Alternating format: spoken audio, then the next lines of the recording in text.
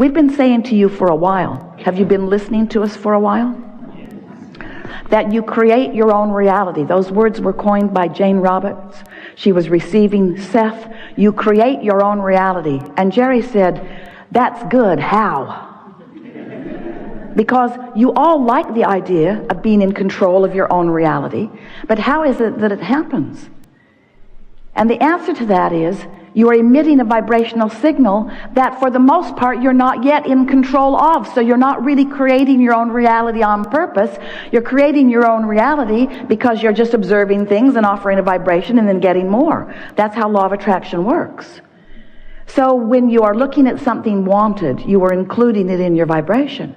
When you say yes to it, you're including it in your vibration. When you talk about why you want it, you're including what you want in your vibration. You're finding resonance with that, and the source within you will join you in that fully. But when you're talking about what you don't want, you're finding resonance with that. There's no exclusion in this attraction-based universe. So when you say, no, I do not want that, you are a vibrational match to the very thing that you do not want. And the negative emotion that you feel is letting you know. There's discord within you because you're lining up with what you don't want. Law of attraction is bringing you more and more of what you don't want, you see. So we want to talk to you about vibration. Are you at the point that you can stand hearing about it? Yeah. You are vibrational beings. And now that you are willing and comfortable with talking about vibration, we want to remind you that vibration is everything. And that law of attraction is the engine behind it. So when you give your attention to something, wanted or unwanted, for as little as 17 seconds, another thought like that joins it, and momentum is on the way. Do it for another 17 seconds, and there's more momentum, and another 17 seconds, and there's more momentum. You cross the 68-second mark, and there is a lot of momentum, enough that you are having a manifestation of emotion within you. A manifestation of emotion. Don't you think it's fair to call emotion a manifestation? Since you feel it. It's visceral. You can really feel it. You can feel it. Esther knows she's in the wrong movie when she's got her jacket over her head. Emotion, you see. So, as you begin to realize that you have this guidance within you that's letting you know, and this is really the subject of this day that we most want to help you to feel and know, because it is the subject at this part of your evolution that will serve you the most. We want you to teach yourself about the momentum of thought, because thought is a very powerful thing. And thought that is in alignment with the source within you is more powerful than we have a reasonable way of explaining to you. Every thought is powerful. When you find resonance with unwanted things, you pinch yourself off from your source. You disallow the goodness that is your true trajectory, and that's why it feels so rotten while it's happening to you. But compared to resonance with source, dissonance with source is not that powerful. When you find a way to hook up with this energy of source, and you practice yourself into a chronic experience of that, you will begin witnessing universal forces and what humans call coincidences and luck and chance. You will then begin to discover that things are really working out for you. There's a leverage in alignment that just is not available to you in any other way. So as we've been visiting with you for a long time, we've told you that you create your own reality. And then we said your thoughts are very attractive. And then we said it's important for you to pay attention to what you're thinking about. And then we said to you, when you know what you don't want, you always know what you do want. So why not begin thinking about what I do want part of it rather than what I don't want part of it? And you said, Abraham, go away. I don't want to listen to you anymore. Because while in theory that is nice to think about, in practicality it's not the easiest thing to do if there's plenty of momentum going. If you've been practicing a thought, that's what a belief is. A belief is just a thought you keep thinking. So by the time you've thought something long enough that you believe it, and after all, why do you believe it? You're not dummies. Why do you believe it? You're not believing it because it hasn't proven itself to you. In fact, the opposite is true. You believe it because it has proven itself to you. Esther argued with us, Abraham, but it's true. It's true. Why would you tell me not to think about that thing that is true? and we say there are a lot of things that are true that you want, and there are a lot of things that are true that you don't want, we'd pick between them, just like the food buffet. We would choose between them. So, as we visit with you here today, we want to talk about this momentum, and we want to bring you to the place of really understanding that when you are in vibrational alignment with who you really are, when you've practiced yourself into that vibrational frequency so that you are predominantly there, that's when you actually begin to live your life in the powerful, co-creative way that you've intended. That's when true life begins for you in the way that you planned. That's when you really get on the trajectory that you intended when you made the decision to come here to begin with. So, over time, we said to you, you create your own reality and you get what you think about whether you want it or not. And then we began to explain to you that when you know what you don't want, you launch a vibrational rocket of what you do want. Now, that was never a very satisfying conversation for you, because we're talking about rockets that you can't really see, going into what we began to describe as the vortex.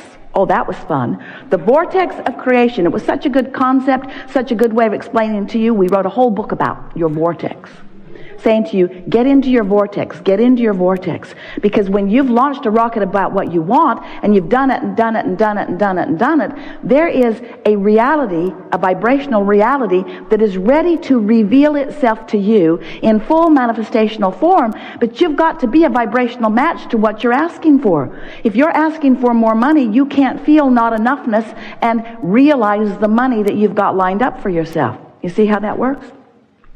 So we began talking to you about this vortex of creation, and many of you resonated with it. You got the idea of it, that there is a vibrational reality that is in place before there is a manifested reality. But it's hard for you to make that jump in most cases because you are so accustomed to translating things visually and auditorially and with your nose and your fingertips and your tongue.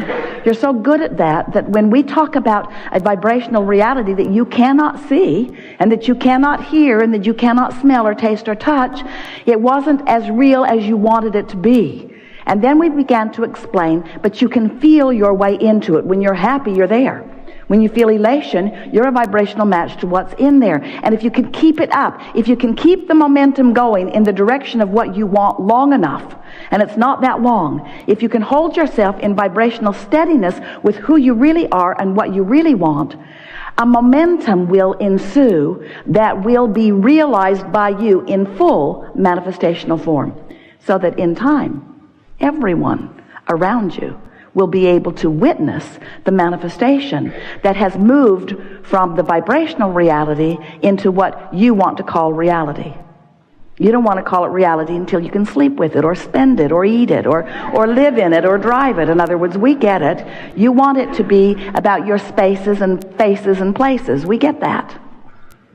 But we want you to understand, we've said this to you for so many years, on so many occasions, that everything that everybody wants, no matter what it is, whether it's a material object or a relationship or a state of being or a pile of money, a circumstance, an event, everything that everybody wants is for the singular reason that you believe you will feel better in the having of it.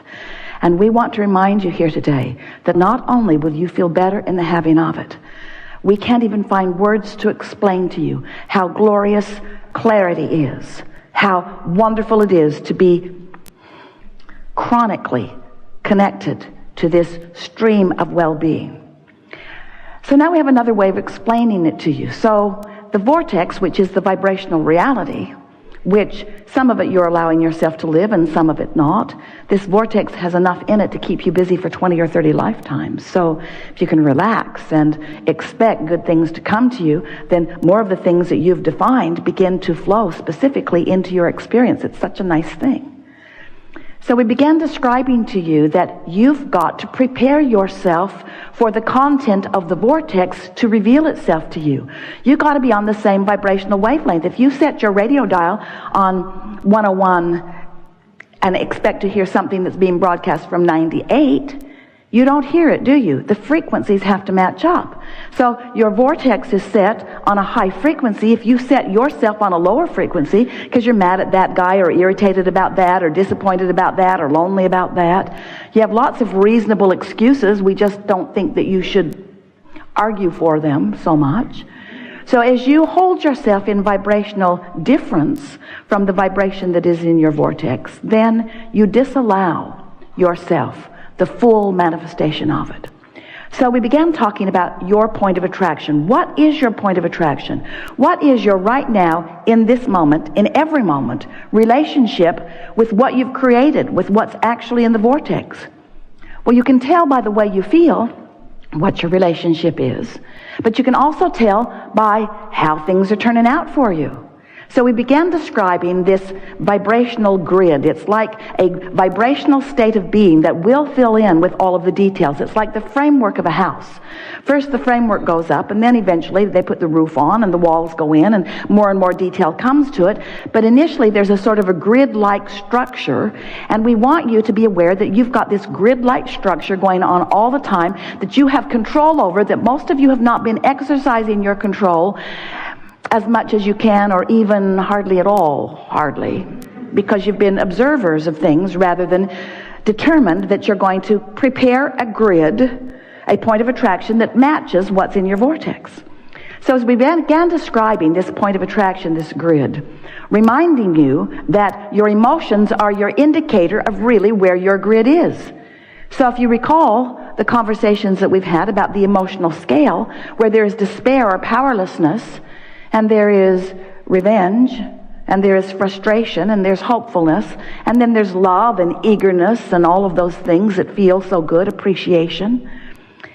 So this emotional scale, we want you to now superimpose over this emotional scale of not feeling good to feeling really good, these spinning discs, your point of attraction.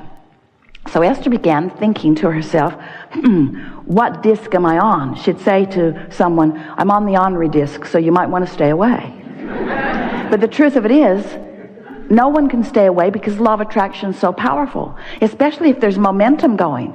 So what really happened is, even though Esther said, stay away, I'm ornery, really what happened, other ornery people joined her on her disc. And then when they would get there, she would say, you're really ornery, I really don't like you being here. And they would say to her, well, you're ornery too, I really don't like you being here. But here we are, ornery together, just like law of attraction says that we must be. So if you really want to know what disc you're on, just look around. If there are ornery people around you, that's your disc. Because they're not getting on otherwise, you see. They cannot defy law of attraction and jump on, oh yeah, I was on a high-flying disc, I was doing so good, I was just soaring, and then you showed up. No, that's not really what happened. No, I was worried about you showing up. I remember the last time you showed up. I was tensing against you showing up. I was remembering how much I didn't want you to show up. I was shouting, no, don't show up, and then you showed up. That's really how it happened. In other words, law of attraction is a very powerful thing, you see. And so Esther started having fun with these discs. She said, Abraham, it's like the seven dwarves. There's the happy disc, the grumpy disc, the passive-aggressive disc. She's up to about 200 dwarfs now, as she's finding all kinds of places in this range of emotions. But so we want to call your attention to your point of attraction. That's really what we want to talk about, because if you will take it upon yourself as your conscious responsibility to choose the disc that you're on and then stay there deliberately by thinking about things that make it easier and easier for you to stay there, then you're going to start rendezvousing with more and more that makes it easier to stay there until you will have a momentum going that will keep you chronically, usually, often, most often on this high-flying disc. It's really, really wonderful to be on the high-flying disc, tuned in, tapped in, turned on, feeling clarity and passion and love and appreciation. Your view of the world from the high-flying disc is the view of the world that the source within you holds. That's who you're rendezvousing when you rendezvous on this high-flying disc. You're rendezvousing with source, and that's why you're so clear. That's why you're so funny. That's why you're so knowledgeable. That's why you feel so good. That's why you have so much vitality. That's why you feel tuned in, tapped in, turned on, because you are.